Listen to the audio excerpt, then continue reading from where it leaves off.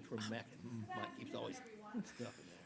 I'm Debbie Travis. I'm the president of the Montgomery County Rapid City Board County branch of the NAACP and also vice president of the League of Women Voters Montgomery County.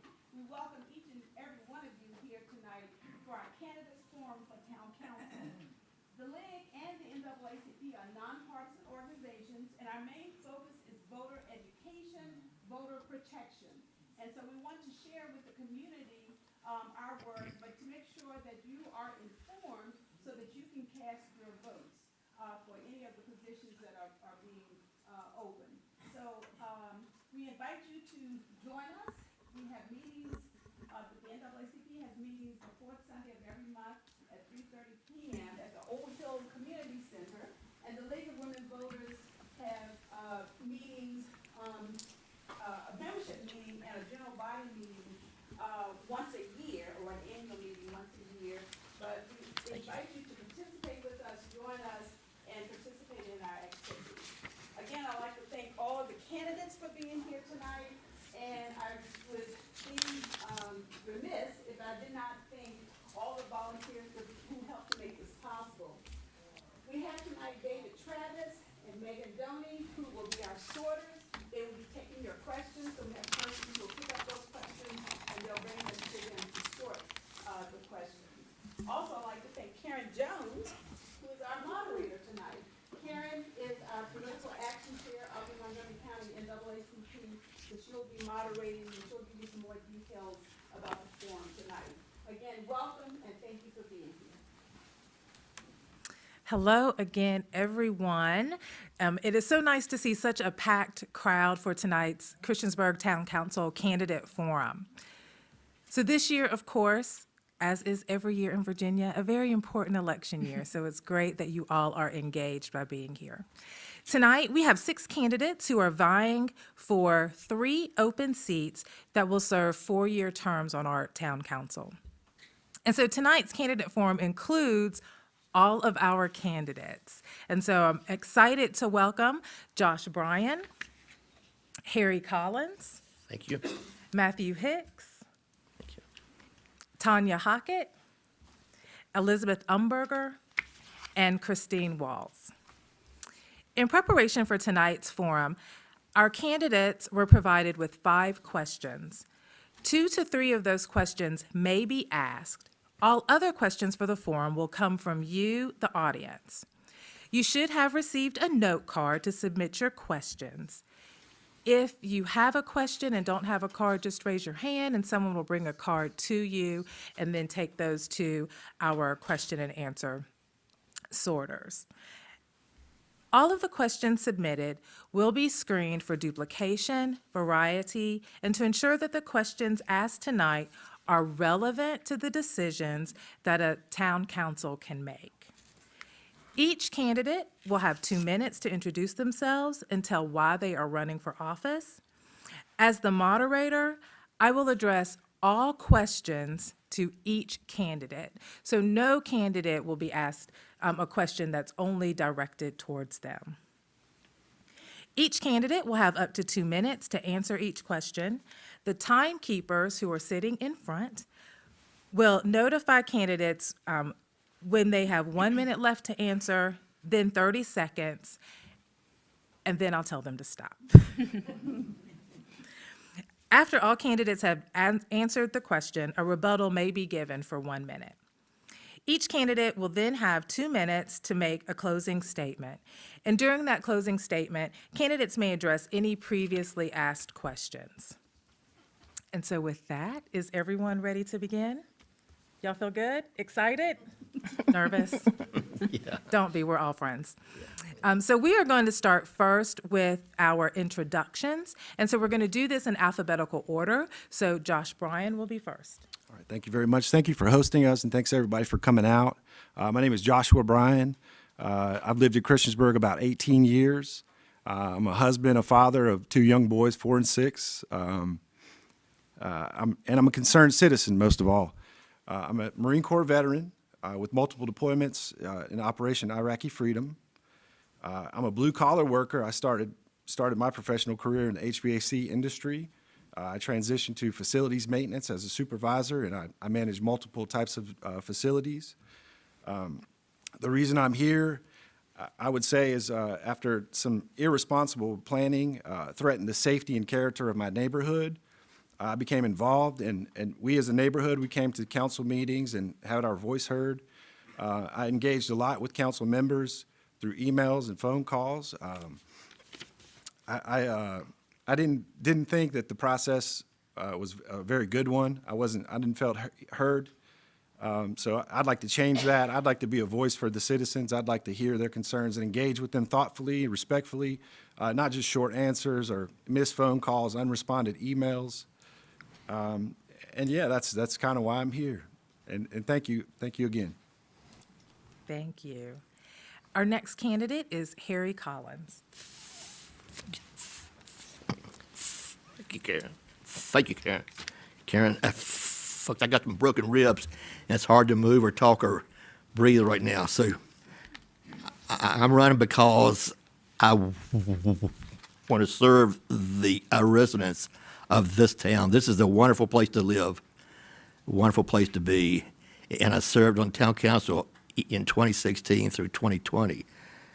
And at that time, we were able to achieve a lot of good things, such as the Huckleberry Park, the ACE program, new signage into town, and and things like that.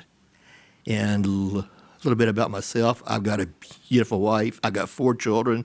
I've got 2 stepchildren. And I got 13 grandchildren. And I had a lung transplant in 2010, so I've been out for 15 years. I'm awfully blessed to be here, and just want to do the best for the town and the best for the citizens. Thank you very much. Thank you. Next, we'll hear from Matthew Hicks. Hello. Hello, my name is Matthew Hicks. I'm a father of 4 kids, and my wife is Johanna. We've been here for about 29 years, so we've raised our kids here. We call it home. It's the first place that I have been the longest in my life other than my parents' house, so it's home for us. We own several businesses downtown, so we're very much for the downtown to be successful. The biggest thing of why do I want to run for town council, I believe that our budget at some point is going to become problematic, that we're just not going to be able to pay for as much stuff as we've wanted or spent. The biggest reason is that because the population growth isn't there to keep up with the increases. So I guess you could say the reason I'm wanting to run for town council is because I'm concerned about the average everyday person's tax bill and their water bill, their sewer bill. I want to make sure we keep it reasonable for everybody. Thank you very much. Thank you. Our next candidate is Tanya Hockett. Hello, everyone. My name's Tanya Hockett. I'm running for re-election for Christiansburg Town Council. I've lived in and around Christiansburg for most of my life. I'm married to my husband, Robbie, and we have 3 kids together. 2 are at New River, and 1 is in 5th grade. I really am passionate about serving the town. I have a master's degree in public administration with a concentration in disaster management, so I have a lot of educational background. I've worked in a lot of public service, supporting state, local government, higher education, nonprofits. I currently support federal government, so I have a lot of unique experiences. I've completed several PhD level courses in public administration just because I'm dedicated to education, learning as much as I can to do the best job that I can. And I really love this town. I'm running for re-election because I'm passionate about the work that I've started. I'm passionate about completing it. I think we're doing really important things here in the town, and I just want to continue that process with a new team. Thank you.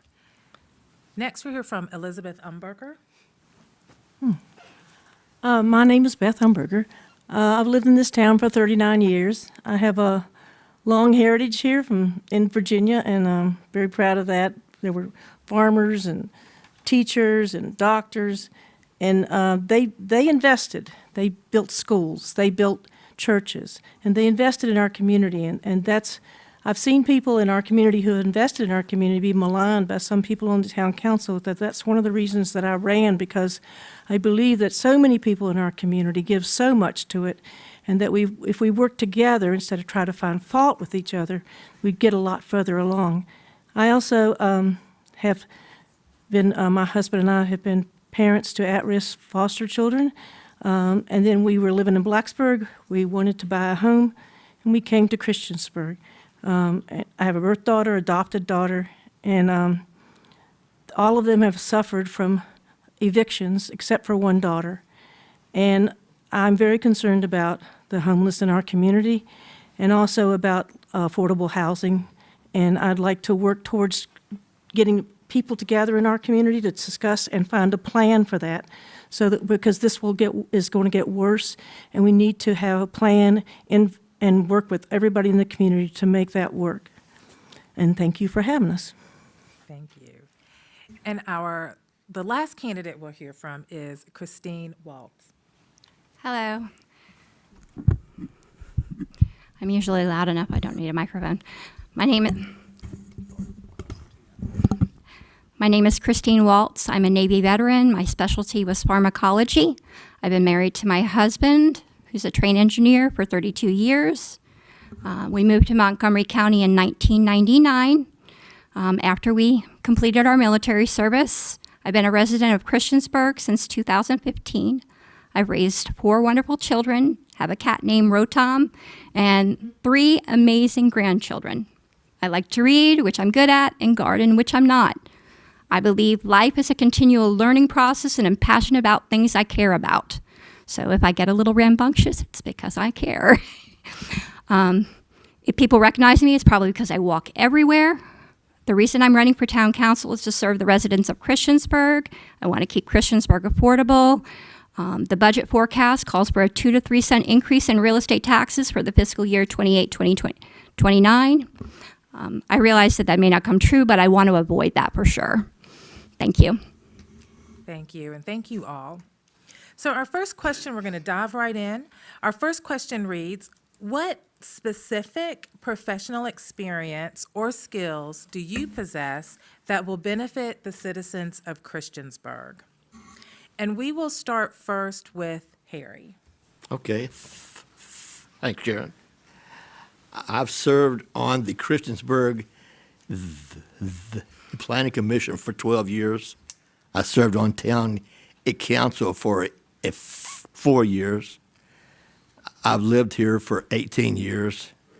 And the service I've done on the Planning Commission and the town council has served me great knowledge of what needs to be done here.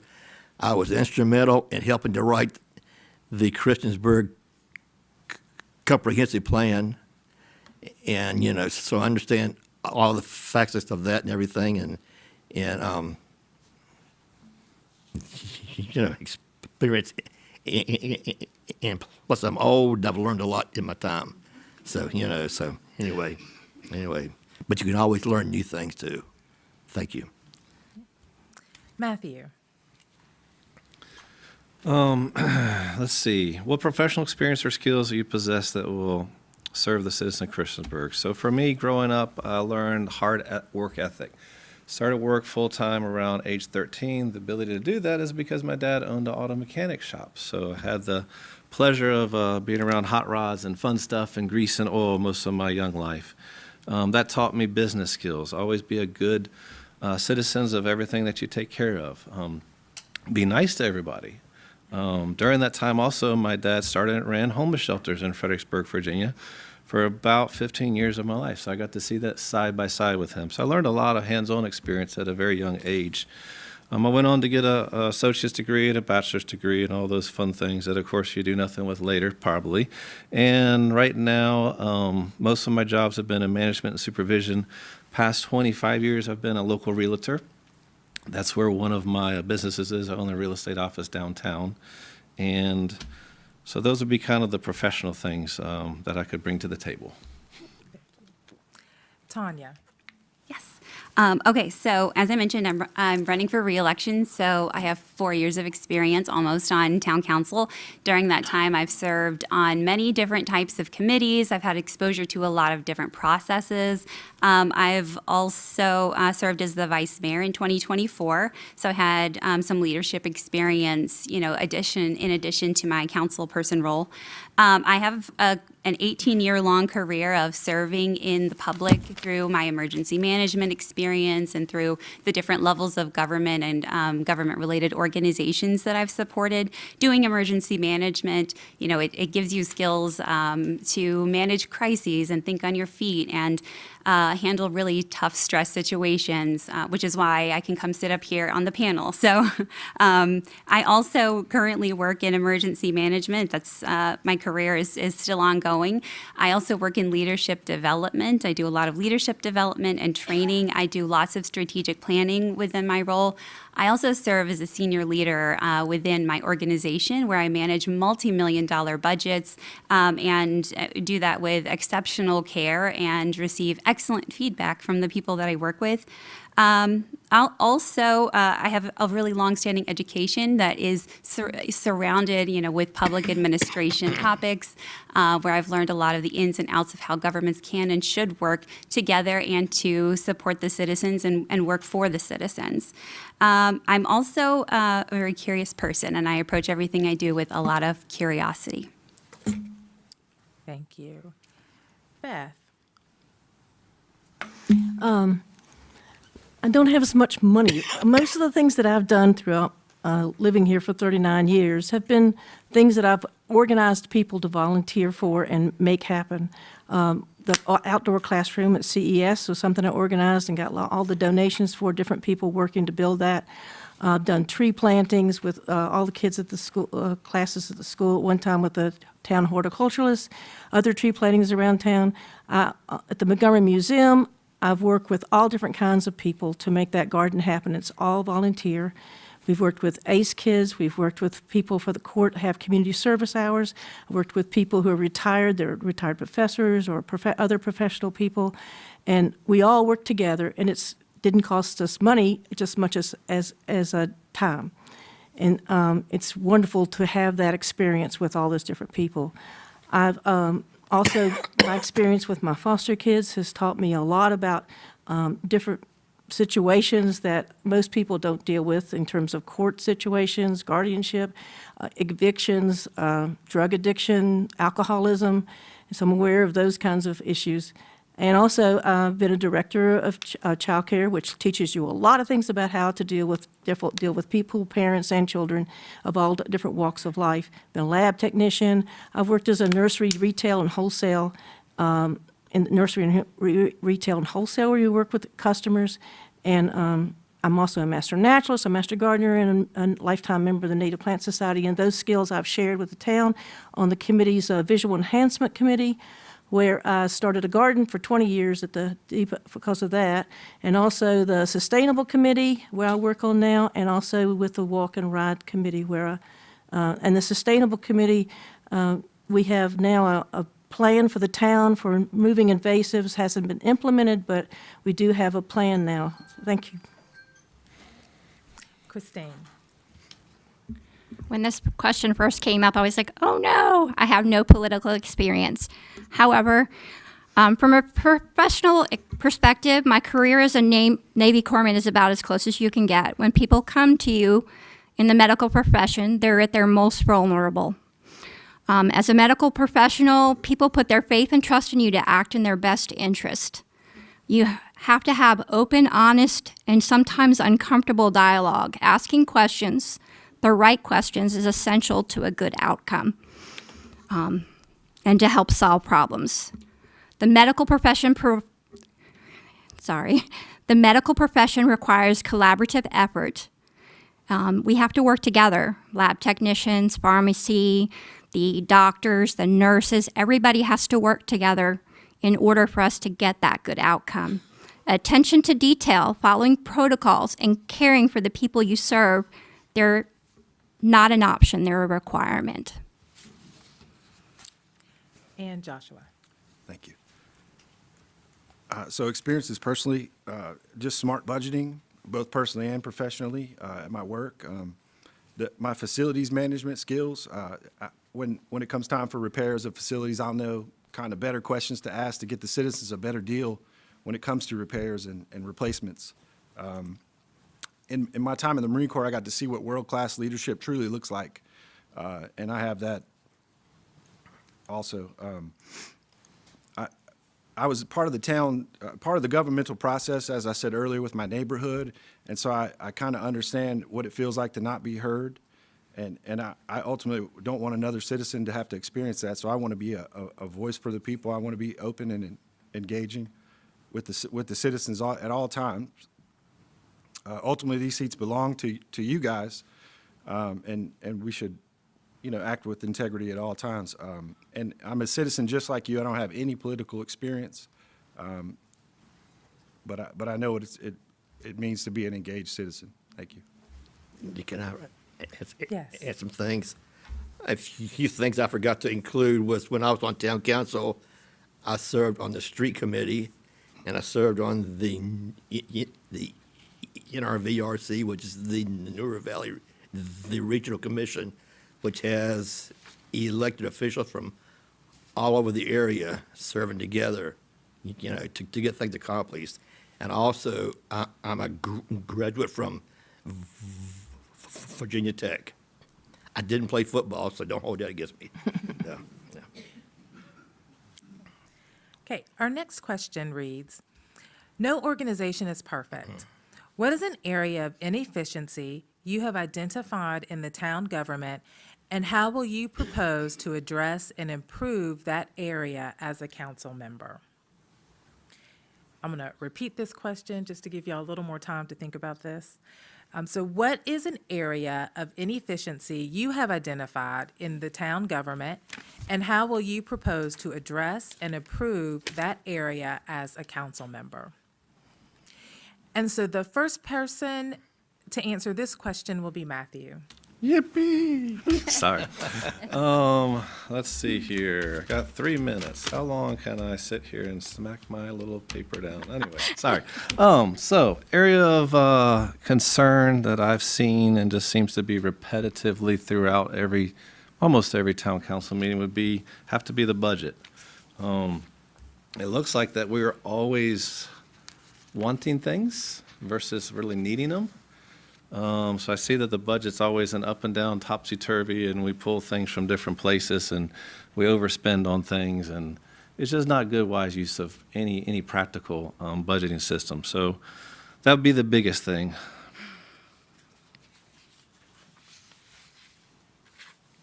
And part of the budget would also want to make sure that the townspeople, the taxpayers are represented, so that their voice is heard, that there's transparency. If they call one of our offices, hopefully we're not too busy to get back to them within, several days and give them the information that they need. When it does come up to spending a large amount of money, I think the townspeople should have a vote in that. I don't think us up here should just make that decision all the time. I mean, it's probably a lot easier, more efficient, but some of those big ticket numbers will last to the taxpayers for 20 plus years trying to pay it off. So I think transparency and budgeting are the biggest two things. Thank you. Tanya? Okay, so an area of inefficiency that we could address and improve through council.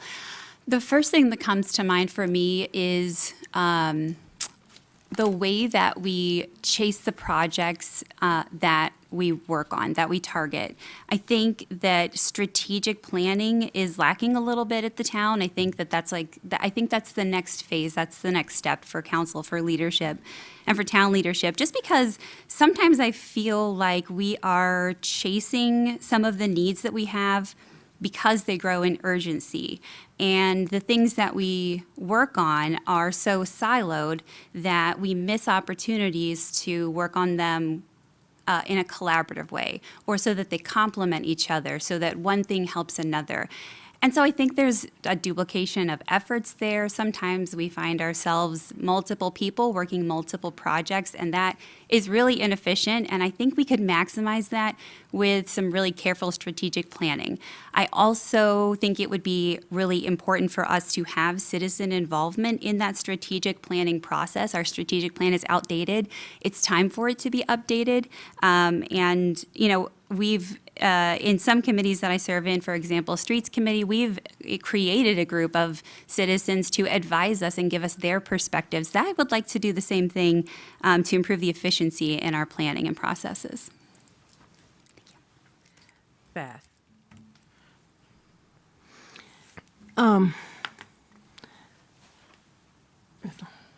Difficult question. So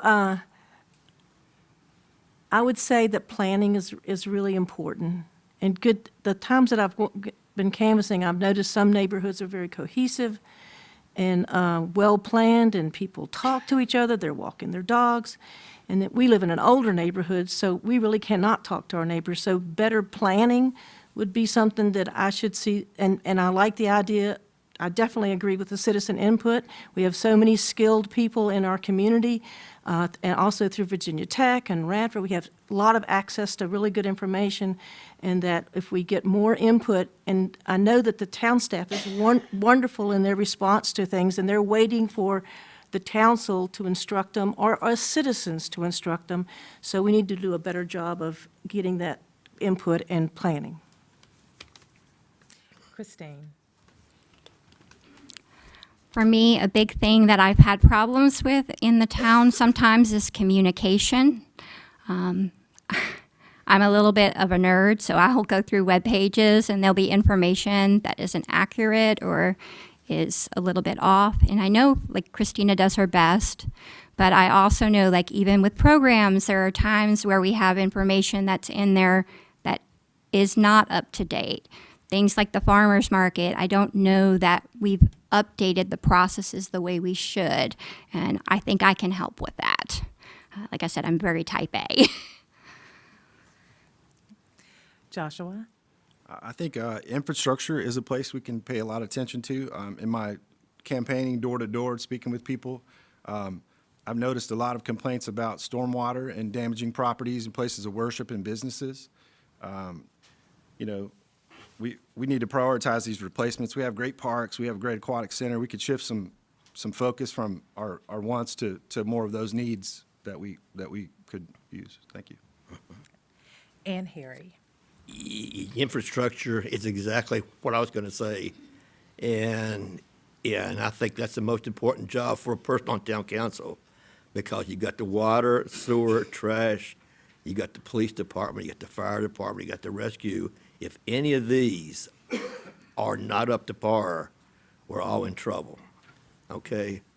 If, for instance, when I was on council the first time, the police department was having a problem where we would get new hires in here, the hires would train and then go somewhere else for more money. So we solved that, but we give the police a big raise. And so then everybody came here, you know, instead of going somewhere else. First, everybody came here, and our police department, because of that, is great. But the infrastructure is the most important part of our job. Okay, our next question. This is a hot topic. What impact will the new train station have on Christiansburg? So we will begin with Tanya. Okay, great, thank you. All right, so, you know, in some ways, it's hard for me to tell what impact the train station's going to have here on the town. I think that it opens up a couple of doors. One of the doors it lives in that category of tourism. It will be a lot easier for people to come here from other areas. And we want to make sure that we tell them why they should, what there is to see and do, and why Christiansburg is a beautiful place that's worth visiting here at the end of the railroad tracks. So I think there will be some economic impacts with people coming to visit, especially as we capitalize on that opportunity and create interesting events and interesting festivals and things for them to come see. I also think it creates some more opportunity in the Cambria area, that historic district, for some new businesses, maybe even new business types to pop up and serve different types of needs that are going to exist because the train station is there. And I think that it opens a door for remote workers, because the access to Christiansburg, to all those various stops all the way up through DC and beyond, really opens up. And I think we might see that some people want to live in Christiansburg, make Christiansburg their home, put their roots here, and stay as remote workers who have to commute occasionally. Thank you. Beth. Having ridden the train when it used to be there and ridden the Huckleberry train twice, I'm a big fan of this. I think that the students will use it, so we'll get students coming to Christiansburg and be aware of it. The Cambria area, there's, like Tanya said, there's potential there for, businesses and all to increase. Some people have expressed to me a little bit of concern about traffic that might be there, but that's what happens when you progress. You get traffic. But I'm real excited about the prospects, and I think that it will make possible for people to come and go here. Yeah. Christine. I'm super excited about the train. I love going places. I love seeing things. It's, like I said, life is a learning experience. I do have some concerns. Our placemaking plan says there's about 32 businesses there. And so it's a real small area, and growth can come with complications. But I am super excited about the idea that people will come here and they will see that Christiansburg is a great little place. Joshua. I think it gives a lot of opportunities for travel, both for the citizens of Christiansburg and for folks coming into our town. Also, along with the economic impacts, I think it's a pretty good idea. Thank you. Harry. Okay, this is one of the items I've got on my list. Since the station will be in the Cambria area, we need to spruce up the Cambria area. When I was on council the first time, I had them to put the Christmas lights on the poles, and the citizens in that area loved it. The citizens will love us helping, to get the area spruced up too.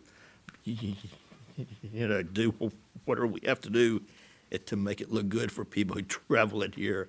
And I love the trains too. I think it's a great thing for us, great thing for Blacksburg and Tech as well. It's just a good concept.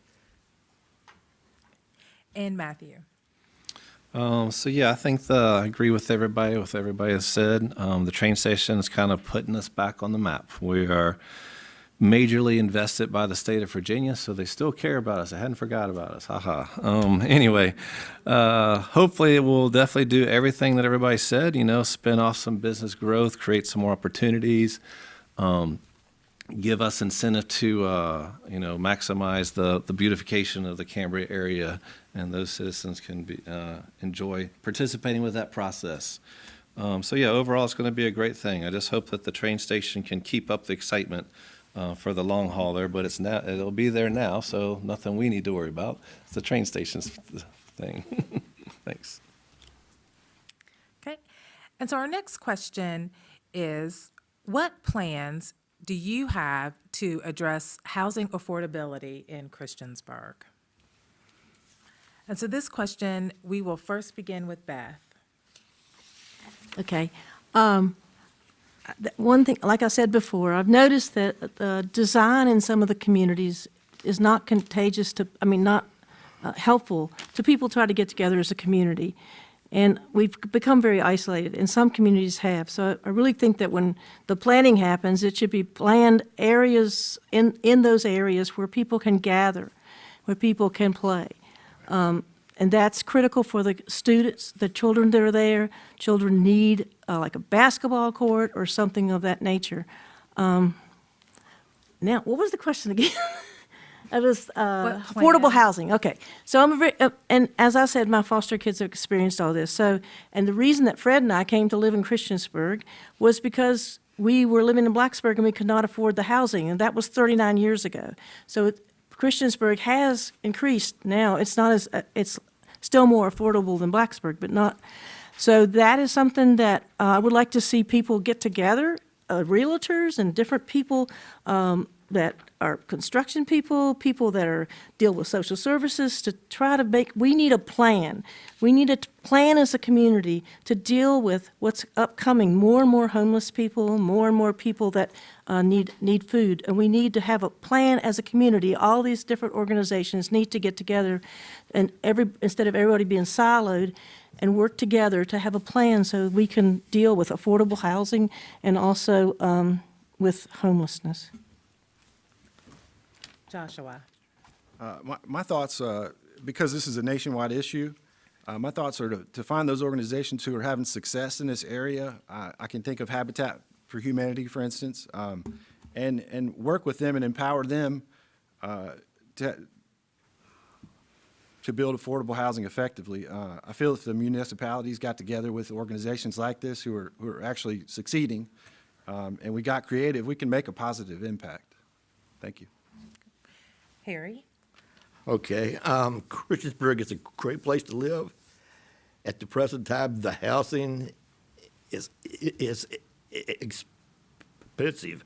There's a lot of great areas to live in town, but I would like to get a commission together of several real estate agents, several contractors, several people from the banking industry, and see what we can come up with to try to get some housing, like in the 150 range to $200,000 range. And I don't know if it can be done or not, but we'll see. We'll find out. Matthew. So in the area specifically of affordable housing, I think that's a federal and state level necessity in order to really make a lasting difference. That anything that we do or think we could do is just a drop in the bucket. And I don't mean to paint such a dark or grim picture on it, but the reality is housing prices and affordability is really industry driven. And unfortunately, what happens is that as you go down the years, the values of the houses go up, which is an investment on each homeowner, but it also makes affordability for everybody really hard. I, too, myself, came down here in '96, could not afford to barely rent in Blacksburg, let alone buy something there. So I started purchasing homes in Christiansburg and Radford. That's one of the things that got me stuck here is I've been to real estate. Luckily, we survived the recession, and we work hard. My wife probably works enough jobs for 3 people, if you really look at it. She doesn't ever stop. That's an awesome quality of hers to be like the Energizer Bunny, but I digress. So I'm all for affordable housing. I just don't have an answer of how to solve it. That's why I said there's really no good answer. You can get a bunch of money and throw it against the wall and see if it sticks, but somebody's got to own it. Somebody's got to pay for it. Somebody's got to dream it. So thank you very much. And Tanya. So I think that council's role in affordable housing, it kind of falls within a couple of different categories. One is that leadership effort, that collaborative effort where you bring those developers to the table, citizens to the table, the businesses around us, the nonprofits, the town staff, you bring them together and walk through potential solutions, right? That's one option, is to have some discussions and find some viewpoints that we haven't heard before, and then use those viewpoints for the other category of what council can do, which is to impact the code and the zoning that we have, and to identify what are some adjustments that we can make to our zoning. How can we make clear buffers? How can we be good partners to existing neighborhoods while expanding and growing new neighborhoods? How can we put in thoughtful requirements and make zoning work so that there are buildings that can perhaps have a business use on the bottom and housing use on top? And I think that's what council's role is. It's to lead those discussions, participate in collaborative discussions happening in the area, which we do currently do, and then use that information to impact the zoning and help developers have an avenue to get to that affordable housing build. Okay. You all have touched on this just a little bit, but this question will give you the opportunity to expand. What concerns do you have about town decision-making and any suggestions for expanding citizen involvement? And Christine, you will get to answer this question first. What was the Would you like me to question? repeat? Yes, please. What concerns do you have about town decision-making, and do you have suggestions for expanding citizen involvement? I don't really have any suggestions to expand citizen involvement. As I've door knocked, I know that there are people out there, they've got busy lives, and you can't force people to be involved. A lot of times when people are talking, they'll be like, if I need you, I'll find you. And that's what the 3 minutes are for. As far as reaching out, I think the town does a pretty good job in outreach. So I don't really have any suggestions there. I'm kind of out on how to fix that. But I did kind of want to answer the housing affordability question. Oh my goodness. I did a lot of homework. I'm sorry. Yes, please. Answer the housing ability question. Our community is not that different from everywhere else. Everywhere is having that problem. But I am excited because our community is working on this, believe it or not. The comprehensive plan, the community, you all answered hopefully a community survey, and housing affordability was at the top of it.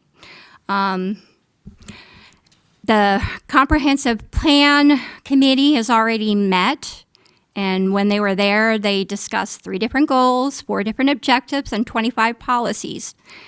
They had an extra session on it, and they talked about the New River Valley Home Conservatorium and how we'll, in 2027, we'll be getting an allocation from HUD of $600,000. They talked about how the Regional Housing Trust Fund that we are, we have this program. We're working on it. It goes with the Home Conservatorium. So hopefully we'll have an opportunity to kind of address it. They talked about a lot of different things, including zoning. Like I said, I'm kind of a geek, and so I have a lot of information because this was one of those areas that I was really interested in. My heart goes out to people, young people that are trying to start out and get into a nice community like Christiansburg. Thank you. And it's really important that you all keep me on my toes. Okay. So we're going to go back to the question. And so, Joshua, you'll be next, but I'm going to repeat it just in case. So what concerns do you have about town decision-making? And do you have any suggestions for expanding citizen involvement? As far as concerns go, I think just answering the people's questions with respectful and thoughtful answers. I think promoting citizens to come out to these council meetings, to engage. I've met a lot of people that didn't even know we live stream on YouTube every council meeting, all the work sessions. So just encouraging citizens to participate and get involved is a big thing, whether it's social media or however we can, festivals, that we show up and be visible to the community. Thank you. Harry? You on your toes? Maybe. Oh, okay. Okay. Would you repeat the question just one more time? Yes, sir. What concerns do you have about town decision-making, and do you have suggestions for expanding citizen involvement? Okay. Having worked within the town and seeing it on the outside as well, I think the town does a great job of communicating stuff to people. And also, they can come to these meetings here, and they can write in to why I love my hometown, which I started. They can send us emails, whatever. But we're always open for suggestions. But overall, the town of Christiansburg does a wonderful job of communicating, in my opinion. Matthew? Decision-making and expanding citizens' involvement and stuff. Yeah. As far as I have to agree 100% with him, because the fact that the town does do everything they possibly can, it's up to our responsibility as citizens if we want to partake or participate.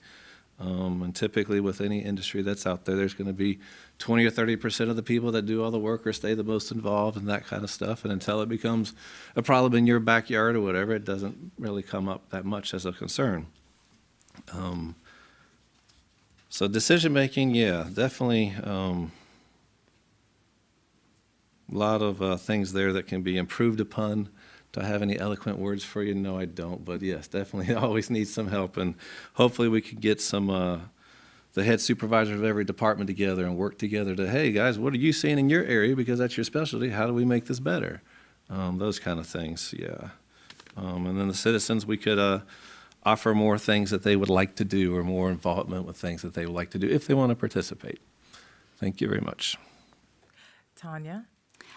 Okay, so concerns about town decision-making, I think for me, my constant concern, and it's not because it's an issue, but just because it's something that's important, is just that we have the right timing and that we're tapping into the right resources when we're making decisions. That's always my concern. We have so many important decisions to make with citizens' money. It's your dollars that we make those decisions with. And so I just knowing that we've done all of the research that we need to do and that we're doing things in the right paces is really important when we're making those critical decisions. And then suggestions for expanding citizen involvement. So I do have suggestions. One thing that we're getting ready to try, I serve on the street committee, and as folks have seen, there's been concerns with the speeding in town, and there were several citizens on social media and in our email inboxes to share those concerns.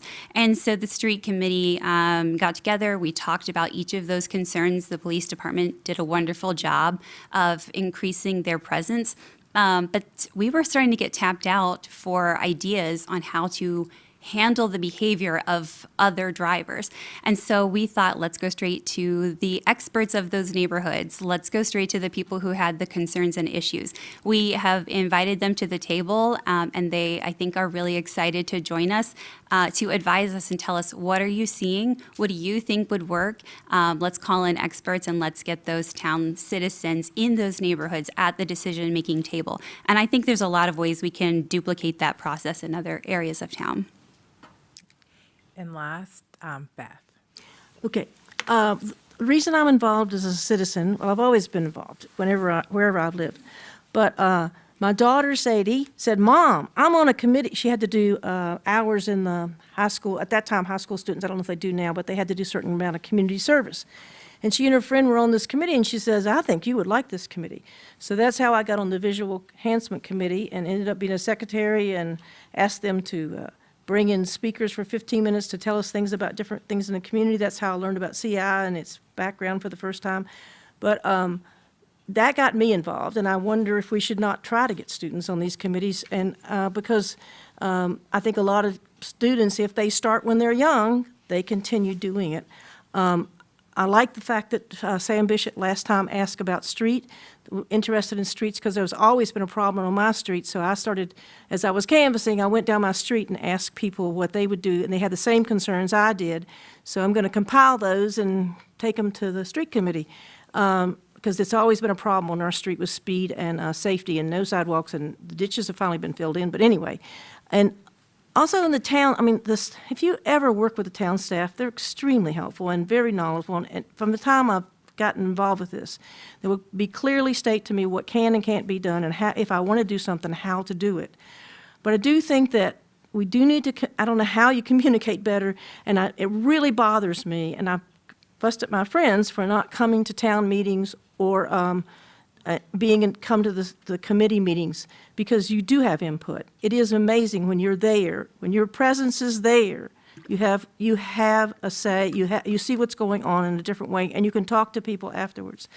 In terms of better communication, the town sends me these emails, which I look at, but then they have all these links on here, and so I have to figure out which one to click on, and I just like concise, better picture, something that says what's happening instead of me having to figure out what to click on. That's, but I do, and I don't know how, but there needs to be a better way for citizens to find out about what is happening. Thank you.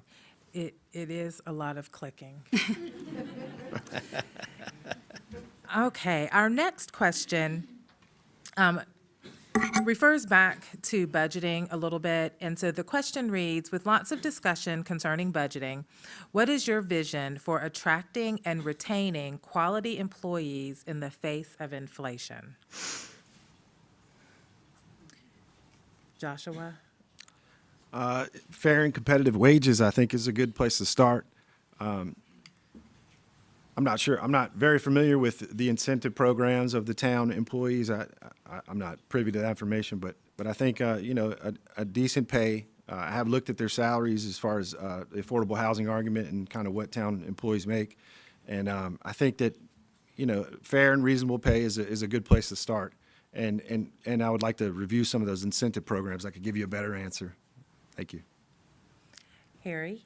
Okay, to me, it's simple. If you want good results, you got to have good people working to get those results. It was the same thing that I had mentioned earlier about the police department. At first, the pay for the police was low, and we'd get hires here, we'd train them, and they move on to higher paying jobs. We raised the pay, now everybody's coming here. That same thing, you know, worked with everything. You got to pay the people. If you want good people, you got to pay them. Matthew? The vision is, you know, concurrent with everybody. Attracting and keeping good quality people, you got to have competitive wages, incentive programs, and you got to be willing to pay them. And that may not also always be in monetary value. It may be in more time off that they need off, you know. Maybe they work Saturdays for the past year. Well, how about we give them Saturdays off for the next year, you know? Or work with them wherever they can to make it creative to meet their family's needs the best. Tanya? Okay, so I love everyone's answers with fair pay. Absolutely support fair pay and not just fair pay, but competitive pay that keeps us from losing the employees we have trained so that we can retain them and not lose them to other areas of the county or to neighboring towns so that they want to come and stay here. Also creating a work environment that has conditions that employees want to work in, creating a work environment that's built on trust, hiring a good, strong town manager who's going to have strong leadership in each of our departments, who are going to foster trust within their departments, because people will come and leave for pay, but they will also come and leave for specific supervisors. And so, you know, I think it's important for us to start from the top down and create an organization people want to be a part of. And I think the other piece is asking them what they want. We did something recently with the police department. We just wanted to know what would make a difference for them in their roles and in their happiness working in their roles. And it was so interesting. Some of the feedback we got was they wanted to be able to have facial hair. And that seems like an easy decision. There are people who will, I'm sorry, I know everyone's looking at the police now. I'm so sorry to put you guys on the spot like that, but that mattered to them. That's an easy decision we can support. We did, and I think that it made them happy. And it's those looking for those small opportunities to show them how much we appreciate them, trust our leadership, and trust them so they want to be here. Beth? Yes.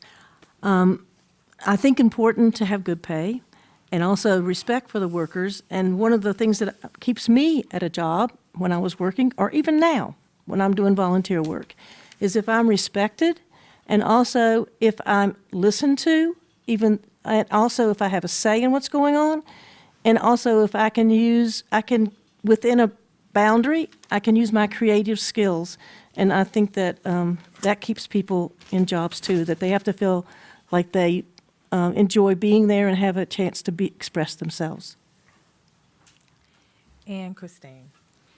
I don't know what the retention rates for the different departments are. I do know that Public Works has had problems over the years, and I know that town councils had to adjust things. They changed the pay, and they switched around the hours. And so there are definitely tools in the toolbox to fix problems if the problems exist. Again, without the retention rates, and I do think, like, I would like to think that we have mentorship so that you can keep people by allowing them to move up in ranks and different, but without the information on. Other than that, I would make sure retention would be something I would want to track, and the ability to move forward, I would want to track. And yeah, and I do understand being respectful. I think everybody should be respectful to everybody anyway. Thank you all. Our next question is, do you believe town council members should be held to the town's code of ethics policy? Christine, you're first. I believe that if you're going to have a code of ethics policy, that you should make it uniform and you should apply it to each and every person. I don't believe that you should use it to pick on people. I don't believe in picking on people. I think that you should basically say, these are the rules, and everybody has to follow them. Yeah, that's all I have to say on that subject. Beth? Having lived with ethics all my life, and also, I'm all for ethics. Yep. Tanya? I mean, the short answer is yes, absolutely. We all agree to abide by that code of ethics when we join council. We reaffirm that continuously. And I do think it's our responsibility to hold ourselves accountable to the code of ethics. I think it's also our responsibility to hold each other accountable to the code of ethics, and also to be willing to say if I've misstepped, if I've done something that violates the code of ethics, that you are willing to hear that from your peers and willing to take responsibility for it. Apologize and correct, because we all do make mistakes. But I mean, the short answer is yes, absolutely, and to hold each other accountable as we do that. Matthew? I believe that Christine said it very poetically, and I don't think I can add anything to that. But definitely, if we have a code of ethics, we should definitely follow it, and there should be some way to enforce that when so many people don't follow it, which we've seen under the course of history, unfortunately. Thank you. Harry? Yes, ma'am, I agree with everybody. There's only one word for this, that's yes, of course, yes. And Joshua? Absolutely, everyone should follow the same code of ethics. Thank you.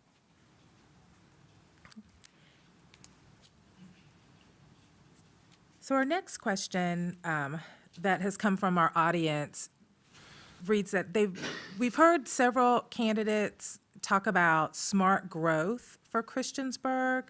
What does smart growth mean to you? Beth, you are first to answer. Good design.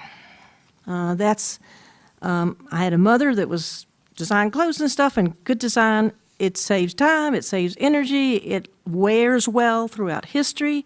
And I really think good design is really important to making things work. Megan Dorsett was really good at good design.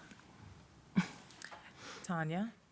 To me, smart growth means that we are making decisions for all of the different facets of our community that complement each other, that are collaborative. So not just looking at one piece of what we want to grow and develop in its own silo, like not just looking at just the businesses, not looking at just the housing, but looking at the economic growth, looking at the impacts of the housing on the infrastructure, and planning ahead so that we aren't growing beyond what our town can handle.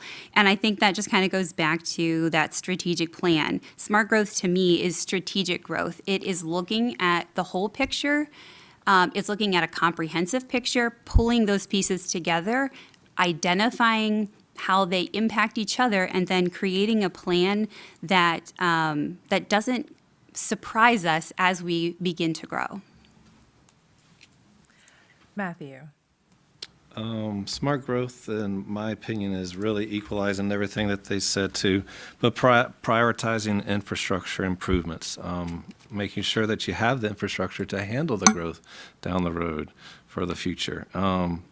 Also remaining really respectful of the neighborhoods. There's a lot of old neighborhoods that have beautiful trees. We don't want to go through and demolish all the trees and make the neighborhoods bad, or put unnecessary amount of traffic where it really wasn't made to ever handle that. It just destroy the neighborhood in itself. So what was kind of defeats the purpose of trying to do the growth. Definitely pedestrian safety.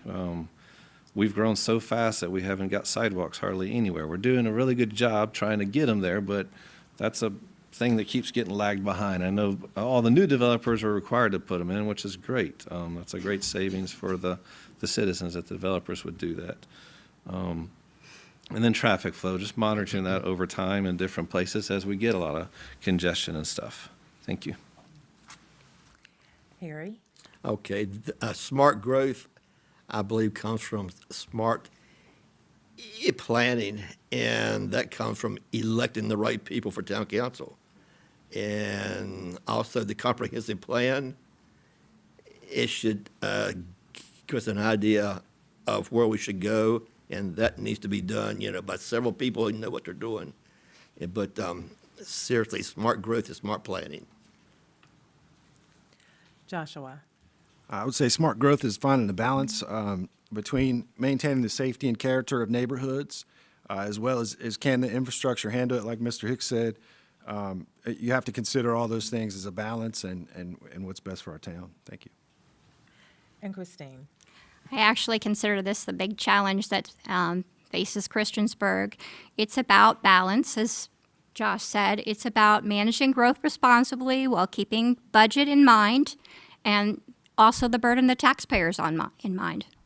The big thing right now is that when we're growing, we're adding developments, that we're not adding in a vacuum. There are already communities that are worried because we're putting in developments and it increases their traffic. The roads maybe still have potholes, and they're worried about that. And as Matt said, we don't have sidewalks yet. So when traffic goes, your kid outside in the yard might be a problem. We need to update our water, our sewer, our stormwater, all of these things. In 2022, it said that we were losing about 35% of our water. And there's a water loss survey going on right now. So we need to update stuff. We need growth because we need to increase the revenue pie. However, we also need to make sure that if we're increasing the revenue pie, you're going to need funding for manpower and maintenance costs, and all of these things need to be taken into consideration when we're growing. Our next question this evening reads, public amenities like parks, recreation centers, library services, or street fairs are important to citizens of Christiansburg. How do you believe these services can be improved in terms of accessibility and quality? So Tanya, you are first. All right. I'm just writing your question down so I don't forget it while I answer it. For accessibility and quality? Yes. Okay. That's a great question. I think if we're looking at improving accessibility and quality, for me, the first thing is identifying where we're falling short. So I guess I would just want to start that conversation with learning more about what hasn't been accessible, what barriers have there been, what issues have people encountered when they've attended these amenities, these events, these parks. I think that bringing the experts to the table is important for that. We have an incredible Parks and Recreation director who is extremely aware of those accessible amenities for the park, and I think anyone who's been to Huckleberry Park knows that. So I would want the experts to help explain what those accessibility issues are, and then same thing on quality. What are where are we falling short for quality? Can we survey our citizens? Are our doors open enough they feel like they can honestly express to us where quality has, expectations haven't been met? I would start with what is wrong. I would bring the experts to the table who can address those issues, and then, champion those improvements where I can. Matthew. So overall accessibility, the first thing I think about is the disabled or handicap or elderly. I don't know if that's where it's going, but that would be an easy thing to resolve. I know our new park has some handicap features and especially some children handicap features, which is a big plus. But as far as looking at all the other locations, just seeing what is actually there and what needs to be upgraded or improved. Maybe we can do some more services through the town with pickup and rides or shares or something. As far as getting people out and about to where they need, if they see a need and they just can't get to it. So quality, yeah. Specifically, sorry about that. Specifically speaking of street fairs, my first thought is everything that's downtown. It seems like we throw a lot of money at downtown and we get a small turnout, or we get a certain niche turnout. Like college-age people or people that are taking welding classes at New River Community College, Anyway, I digress. That was a joke for my son. Anyway, yes, quality, we could always, let's strategically put the money where it will be the most beneficial, because everybody likes a street fair in a park. But how about we do the earlier hours for the kids and then the later hours for the adults, or vice versa, or whatever. Thank you very much. Harry. Okay, when we made plans for the Huckleberry Park, one of the most important things was that we put in stuff for handicapped kids, okay, for handicapped children, okay, and that park is award-winning park because of that. It's a great park for people to come to. Also, anytime we close off a street downtown to play music, it's packed. It's a great venue for everybody. Everybody loves it. We should do it every week instead of just every other week or every, really. You must be working at the park, at stuff downtown, right? anyway, but it's a great thing to do, It's a great venue.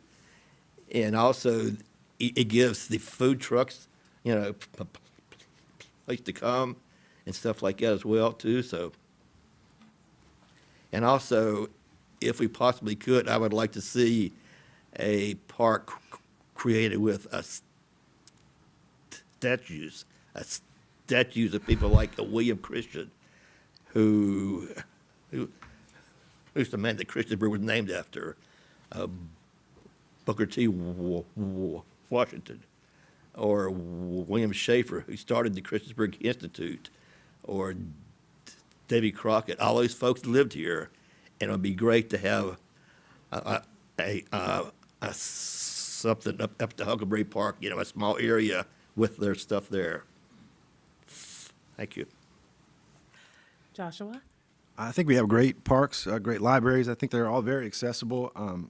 Like Ms. Hockett said, if there are needs that the town knows about, that we would identify that and try to fix that. As far as quality, I would echo what Mr. Hicks said about a children's hour or two, to have open a little early to have kids events. Also, some better access to those with sensory issues, and that would be a good idea. Thank you. Christine.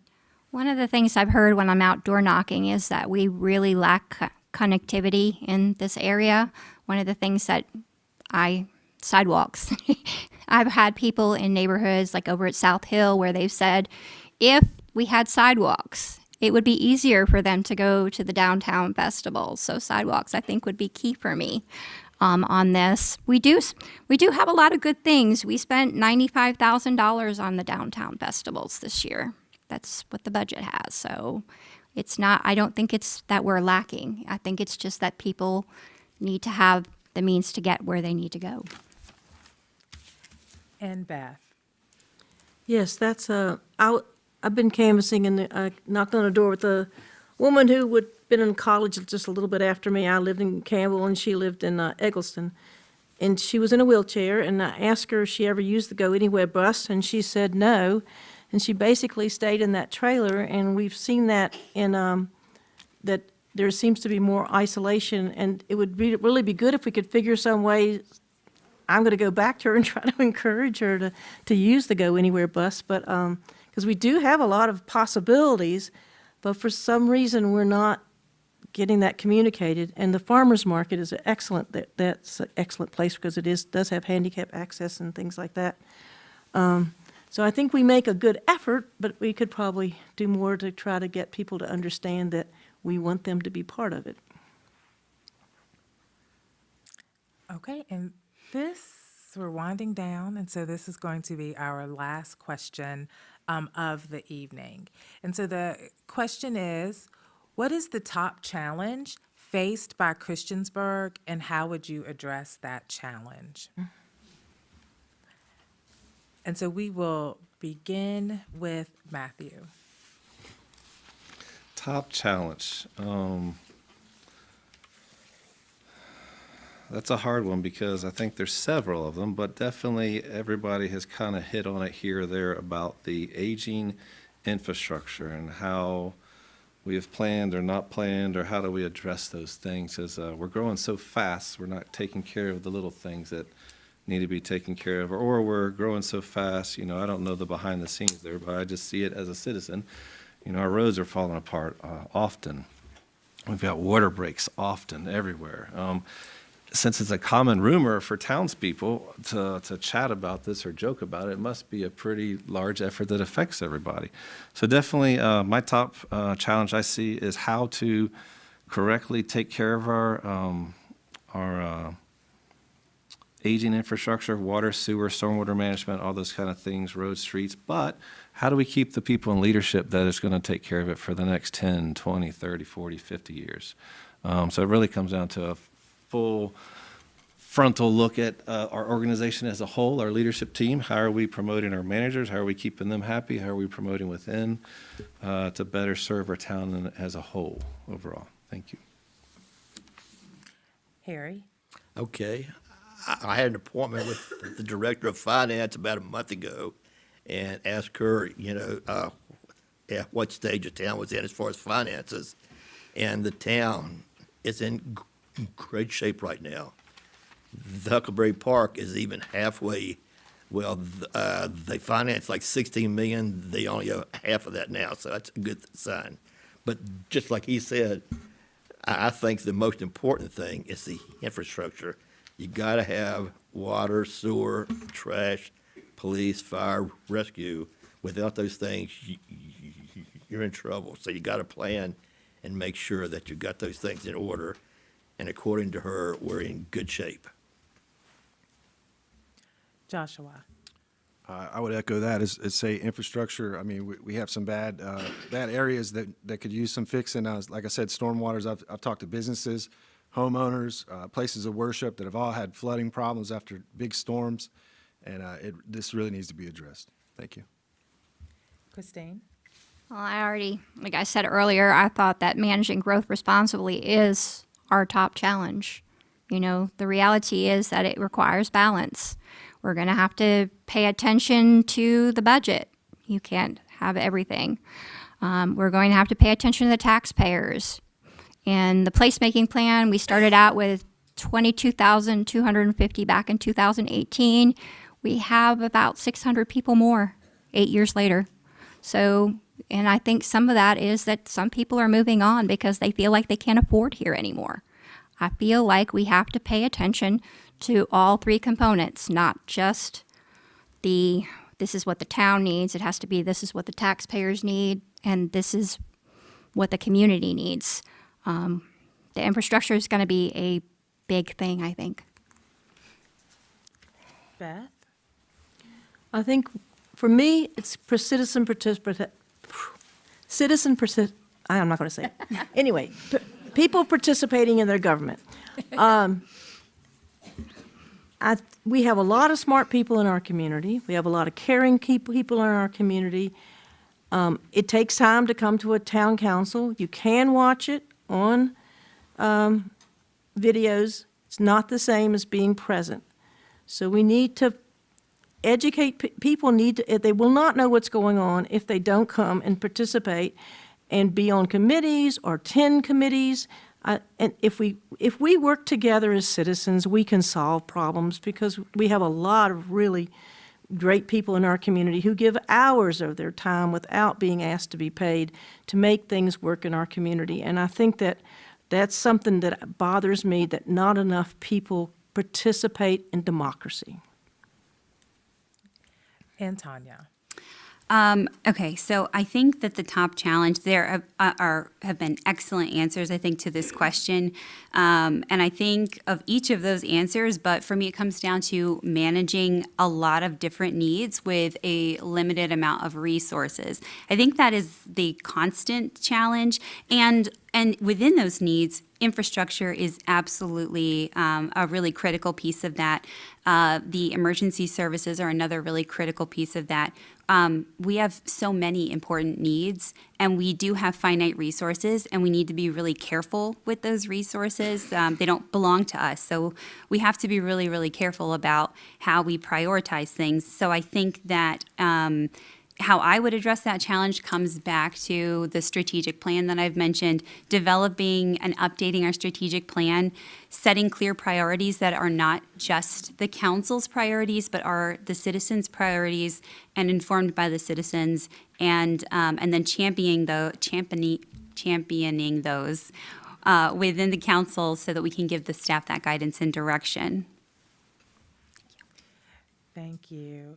And so now we're going to begin our closing statements. And so each of the candidates will have 2 minutes for their closing statement. And we started our opening in alphabetical order. We're going to start our closing in backwards alphabetical order. I wish there was a word for that, but I don't think there is. Make one up. Right. Backward, no, let me not. So we'll start first, Christine Waltz. I'm going to start the way Matt did when it's my turn. Oh, yay. I'm here to ask the citizens to give me the honor of representing them and serving them on town council. I'm not doing it for personal gain or political ambition or a legacy. I'm running because I feel the citizens of Christiansburg deserve someone who cares about them and wants to look out for their needs, not just the needs of government. Over the years, when speaking to people, I hear repeatedly that they don't feel like they're heard.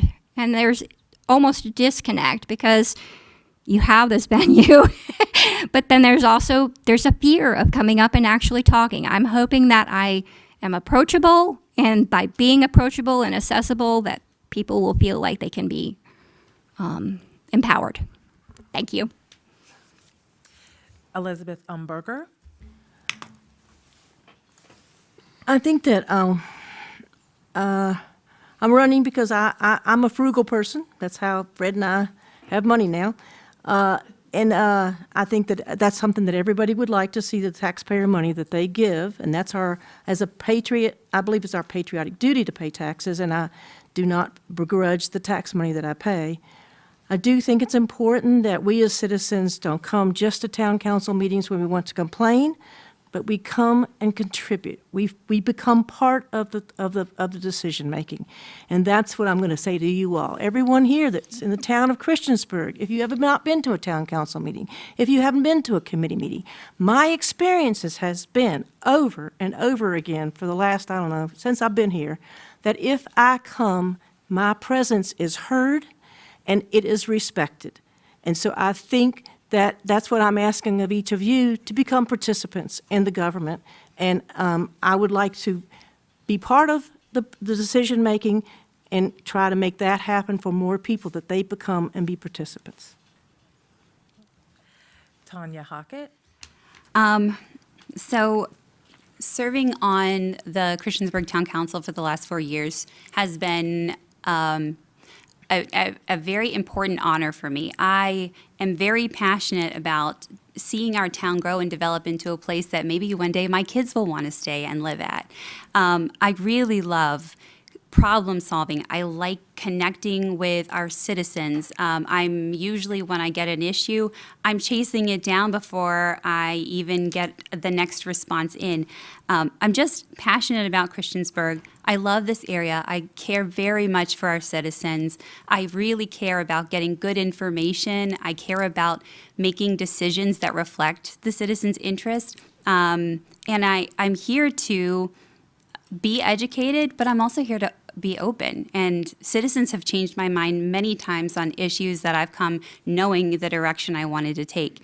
And I want to keep doing that. I think it's important that there are people in leadership who are seeking out other ideas and are willing to change their mind. And I think that I have the right skills to do what's next for Christiansburg in a collaborative way, and it would be an honor to earn the votes of the citizens and continue this role for another 4 years. Thank you. Matthew Hicks. So for my closing statement, I just echo back some of the things I've already said. The physical responsibility, always putting needs above wants when voting on spending money, courageously safeguarding. It's so easy to overspend. It happens on a regular basis in a lot of people's daily budgets, mine's one included. It's just easy to be like, oh no, I spent $10 more than what I was supposed to. All right, we got to cut back here and make it up. And you always got to be conscious of it. It's a daily practice. Of course, everything that the citizens give us, it's not just their taxes. They've entrusted us with their livelihood, their safety, their children. So time, money, kindness, and support. We want to make sure we're entrusting all of every aspect of the Christian citizen together. Of course, always take care of fire, rescue, police. Always, they risk their lives daily on our behalf. We couldn't be here without them. And the biggest reason I'm running is simple. I'm running so you don't have to worry about local government doing the best job that they can for your citizens. The citizens will be able to sleep at night, say, hey, my road's going to be fixed next year. We know it's on the list. It's good to go. If emergency happens, we're going to call the guys. They're going to show up, and there's plenty of money to go around to do whatever else we want to. So take care of the stuff we're supposed to and let you guys enjoy the peace of life in Christiansburg. Thank you very much. Harry Collins. Okay. It would be an honor and a privilege to hold this position again. This is a town I love very dearly. All my children are here but one, and they all love it as well. And when I make a decision, it'll be for the town and the citizens. It won't be for Harry Collins. Okay? I'm a retired person these days, but I can't sit still. I've written 14 children's books, and I'm always active. I'm always looking for ways to help, and that's what I want to continue to do here. Help the town grow and become the best town around, which we already are. Thank you. And Joshua Bryan. It would be an honor to represent you as a voice. If you were ever worried about not being heard or not having your issues brought forth, I'll be the guy to do that for you. I know I don't have a lot of political experience, but the bottom line is I'm just like you, all of you. Thank you. Can we give all of our candidates a round of applause? Bravo. We got through it. It's not easy. And we give you applause too. Thanks, thank you. Karen. Yes, thank you. Thanks for hosting us. We appreciate you. But it's not easy to be here. And so, one, I appreciate you all saying yes when we asked you to participate in this forum, but also taking the challenge of running for office. And so thank you all for that. I also want to make sure that I thank the town of Christiansburg, who is also a great partner with us by allowing us not only to be here, but recording and having this forum live so that all of the citizens of Christiansburg are able to hear from the candidates. I want to remind you all that this is not the last candidate forum. We have another one next week. So next week, we will have our Board of Supervisors and School Board candidate forum. It will now be a combined forum, and so that will be at the Montgomery County Government Center, beginning at 6:30. And lastly, don't forget, early vote begins on September 19th. So thank you all for joining us this evening. Thank you. All right, we're You done. want this, or you just got a buck up there for it? Thank you, sweetie.